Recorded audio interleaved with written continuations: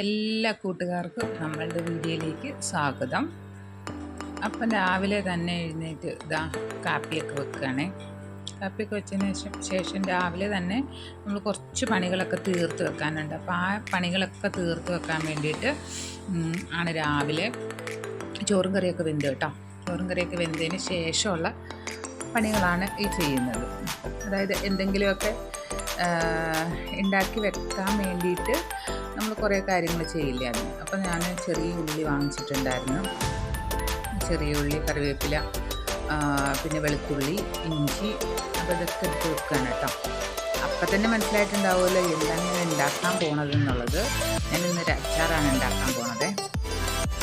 അപ്പോൾ നമ്മൾ വെളുത്തുള്ളി എല്ലാം പൊളിക്കാൻ വേണ്ടിയിട്ട് എല്ലാം മാറ്റി വെച്ചിട്ടുണ്ട്. അതുപോലെ തന്നെ ബാക്കിയുള്ളതെല്ലാം ഒതുക്കി പെറുക്കി വെക്കുകയാണ്. രാവിലെ തന്നെ എല്ലാം ഒന്ന് നീറ്റാക്കി വെച്ചിട്ടാണ് ബാക്കി പരിപാടിയിലേക്ക് പോകുന്നത്. അപ്പം നമ്മളൊരു ചെമ്പ് അടുപ്പത്ത് വെച്ചിട്ടുണ്ട്. അതിനകത്തേക്ക് ഈ നെല്ലിക്ക കഴുകി വെക്കുകയാണ്. വെള്ളത്തിലിട്ട് ഉപ്പിട്ടും പുഴുങ്ങാറുണ്ട്, ഇങ്ങനെയും പുഴുങ്ങാറുണ്ട് കേട്ടോ. ഞാനിപ്പോൾ ഇങ്ങനെയാണ് പുഴുങ്ങുന്നത്. അത് ആവി കയറ്റി കഴിയുമ്പോഴത്തേനും അതിങ്ങനെ നല്ലതായിട്ട് പൊട്ടി വരും, വെന്തിട്ട് അത് പൊട്ടി വരും കേട്ടോ. അപ്പം നമുക്കിതൊരു 10-15 മിനിറ്റ് അടച്ച് വെച്ച് അതിന് ശേഷം നമുക്ക് വേവിക്കാമേ. പിന്നെ നമ്മളൊരു ചട്ടി എടുത്ത് വെച്ച്, അതായത് എണ്ണ ഒഴിച്ച് അതിനകത്തേക്ക് കടുകിട്ട് ഇഞ്ചി, വെളുത്തുള്ളി, പിന്നെ ചുവന്നുള്ളിയാണ് ഇട്ട് കൊടുക്കുന്നത്, ചെറിയ ഉള്ളി. അതും കൂടി ഇട്ട് കൊടുത്തിട്ട് നന്നായിട്ട് വഴറ്റിയെടുക്കുകയാണ്. അപ്പോൾ ഇതിൻ്റെ കൂടെ തന്നെ, കാരണം കാശ്മീരി മുളക് ഉപയോഗിക്കുന്നത് കാരണം നമ്മളിതിനകത്തേക്ക് കുറച്ച് മുളക് കീറിയിട്ട് കൊടുക്കുന്നുണ്ട്. മുളക് കീറിയിട്ട് കൊടുക്കുന്നത് തൊണ്ടൻ മുളകെന്നൊക്കെ പറയും കേട്ടോ. അങ്ങനെ ഒരു മുളകാണ് കീറിയിട്ട് കൊടുക്കുന്നത്. പിന്നെ ആവശ്യത്തിന് കറിവേപ്പില ഇട്ട് കൊടുക്കുന്നുണ്ട്.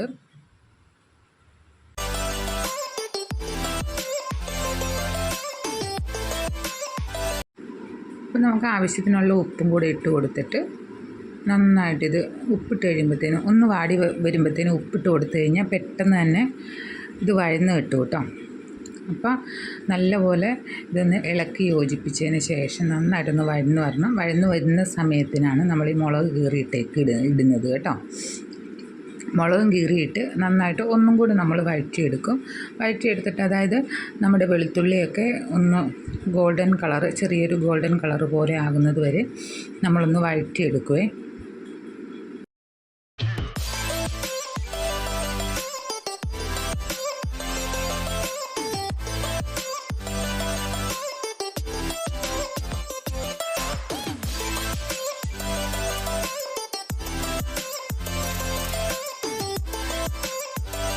നമ്മളിവിടെ കാശ്മീരി മുളക് പൊടിയാണ് ഉപയോഗിക്കുന്നത് കേട്ടോ.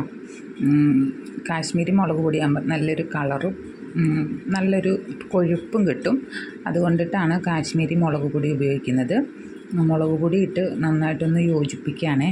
അതിന് ശേഷം നമ്മൾ ഇതിനകത്തേക്ക് ഇട്ട് കൊടുക്കുന്നത് ഉലുവ പൊടിച്ചതാണ് ഇട്ട് കൊടുക്കുന്നത്.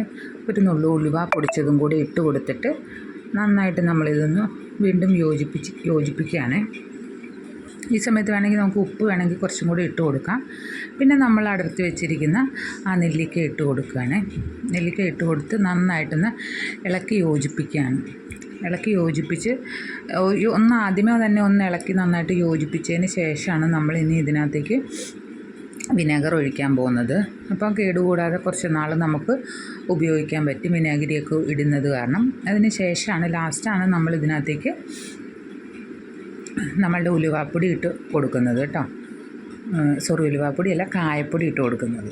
ഉലുവാപ്പൊടി നമ്മൾ ആദ്യമേ തന്നെ ഇട്ട് അതിന് ശേഷം പിന്നെ നമ്മൾ കുറച്ച് കായപ്പൊടി ഇട്ട് കൊടുക്കും. ലാസ്റ്റ് സ്റ്റേജിലാണ് കായപ്പൊടി ഇട്ട് കൊടുക്കുന്നത്. ആദ്യമേ തന്നെ നമ്മളിട്ട് മൂപ്പിച്ച് കളയില്ല. അപ്പോൾ അതിൻ്റെ ഒരു ഫ്രഷ്നെസ്സും അതിൻ്റെ ആ സ്മെല്ലും നിലനിൽക്കും. അന്നേരം നമ്മളിവിടെ ഒഴിച്ചു കൊടുത്തിട്ടുണ്ട്, വിനാഗിരി ഒഴിച്ചു കൊടുത്തിട്ടുണ്ട്. എന്നിട്ട് നല്ലപോലെ ഇളക്കി യോജിപ്പിക്കുകയാണ്. ഇളക്കി യോജിപ്പിച്ചതിന് ശേഷം ലാസ്റ്റിലാണ് നമ്മളിതിനകത്തേക്ക് കായപ്പൊടി ഇട്ട് കൊടുക്കുന്നത്. കായപ്പൊടി ഇട്ട് കൊടുത്ത് ഒന്നും കൂടെ ഒന്ന് ഇളക്കി യോജിപ്പിച്ച് സെറ്റാക്കി വെക്കുകയാണ്. അപ്പോൾ കുറേ നാൾ നമുക്ക് കേടുകൂടാതെ ഇരിക്കും. ഇങ്ങനെ ഉണ്ടാക്കുന്നവരുണ്ട്, അല്ലാതെ നെല്ലിക്ക വെള്ളത്തിൽ തന്നെ മുഴുവനായിട്ട് പുഴുങ്ങിയിട്ട് ഉണ്ടാക്കുന്നവരുമുണ്ട്. ഞാൻ ഉണ്ടാക്കുന്ന മെത്തേഡ് ഇതാണ്. വീഡിയോ ഇഷ്ടപ്പെട്ടാൽ ലൈക്ക് ചെയ്യുക, ഷെയർ ചെയ്യുക, ചാനലൊന്ന് സപ്പോർട്ട് ചെയ്യുക. Thank you.